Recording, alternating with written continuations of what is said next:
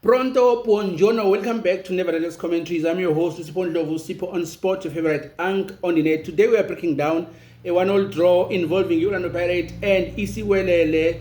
And the big question everyone is asking today, is the result a warning sign in the title race? Pirates came into this match needing 3 points, but instead they walk away with only 1 point.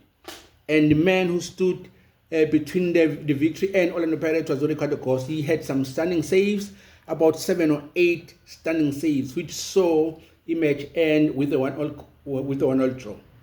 Pirates started the match very, very aggressively. They dominated progression early and pushed their fullbacks high up in the pitch to stretch opposition defense. They were high pressing in the middle field, quick transition from defense to attack, creating overloads in the wings, but all that came not into fruition because Goss was so excellent in those goals. So within the first 45 minutes, Goss has pulled already 3 or 4 brilliant saves that actually made sure that the Pirates didn't score. But we went into the halftime, Siwelele actually leading with 1-0. They only needed 1 chance, and they converted that chance into a goal. Into the entire 90 minutes, that's the only chance that they got, and it was a goal. And that speaks to the difference in terms of finishing with Siwelele and Orlando Pirates, and that's been the case throughout the second leg of the Betway Premiership. The level of efficiency in front of goal Orlando Pirates has been the major talking points. But Goss stepped in. We need to actually put that out there. That Goss is the man that stepped in and stepped up and make sure that he saved Siwelele today. His position was excellent. He made 4 critical saves that kept Siwelele in the game. Instead of Pirates going 2-0 up in the first half, it didn't happen because Goss was so excellent and scored a goal, and they make sure that they're going into the halftime with 1-0. But the biggest question is, and always is, the lack of clinical finishing with Orlando Pirates. They were creating chances, a lot of chances, but they were not ruthless in front of goal.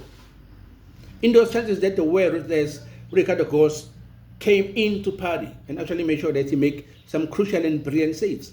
Now, this is something we have seen before in Betway Premiership. Pirates dominate games but fail to convert their dominance into goals. Now, that's been the question. Then the equalizer came. Suddenly, the momentum of the game changed from the momentum. So the Pirates got even more confident on the ball since they actually scored the equalizer. But irresilience also came into play because they made sure that they actually fight until the end to make sure that they deny Pirates the second goal. So again, Goss, I think he deserves a man of the match performance. His brilliant reflexes, his command in the penalty area, the strong communication with the defenders. I think it was evident the way he organized the defense.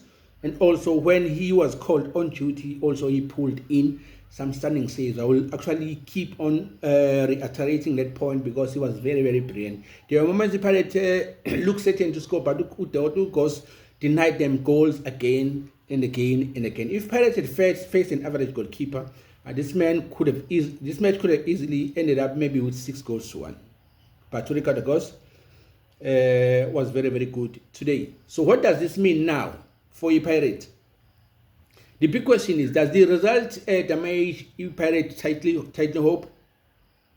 The answer is not yet, but it creates pressure, unnecessary pressure, because we saw this coming. The lack of ruthlessness and efficiency in the box has been coming for so many games, but does this now damages the title hope? No, not yet, but it creates pressure, which we saw coming, as I've said. In a competitive league like Betway Premiership, championship teams must win matches they dominate all the time. Dropping points like this allows rivals, especially Mamelodi Sundowns, to pull further ahead, which they are playing during the week. They will collect maximum points because they're not playing, they're playing. That is Mamelodi Sundowns. So Pirates must improve in 3 areas: finishing their chances, maintaining composure after converting possessions into goals, into goals. Is this now the fault of the Orlando Pirates? No. That's another question. No, it's not the fault of the Orlando Pirates, but it was a missed opportunity. The performance showed promise, but football is about results. They didn't get results that were expected. And when a goalkeeper like Ricardo Goss produces the performance like that, sometimes you simply have to actually accept that it was his day, it was his evening. But if Pirates want to win the league, they must start winning games, turning these draws into victories. Otherwise, they will actually usher Mamelodi Sundowns to the final game to actually watch them actually lifting the trophy. Let me know in the comments what you think. Is Pirates still in the title race? And don't forget to like, subscribe, and follow at Sipon Sport for more football analysis. I love you, and from me to you, I am saying a pronto.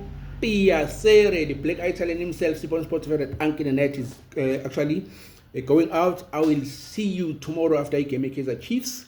We pretty much will see what the Kaizer Chiefs has to do. They've lost 4 games in a row, so tomorrow we'll see if they make it 5 or they actually turn their bad luck into luck and actually begin to win games, because they also need to at least finish on top 3 to go again to the CAF Confederations Cup. So we'll see about that one. I will see you tomorrow. Goodbye.